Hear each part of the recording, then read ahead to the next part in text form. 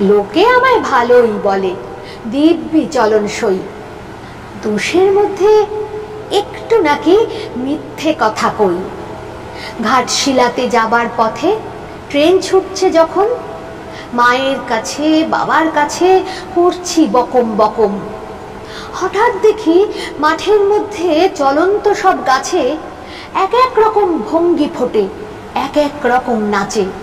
ওমা দেখো নৃত্যনাট্য! যেই বলেছি আমি, মা বকে দেয়, বড্ড তোমার বেড়েছে ফাজলামি।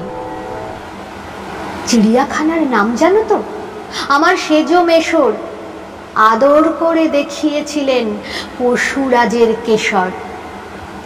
কদিন পরে চুন খসানো দেয়াল জুড়ে একই ঠিক অবিকল সেই রকমই মূর্তি যেন দেখি। ক্লাসের মধ্যে যেই বলেছি সুরঞ্জনার কাছে, জানিস আমার ঘরের মধ্যে সিংহ বাঁধা আছে।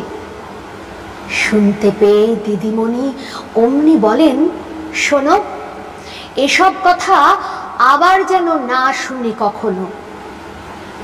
বলি না তাই সেসব কথা, সামলে থাকি খুব। কিন্তু সেদিন হয়েছে কি, এমনই বেয়াকুব, আকাশ পাড়ে আবারও চোখ গিয়েছে আটকে। শরৎ মেঘে দেখতে পেলাম রবীন্দ্রনাথকে।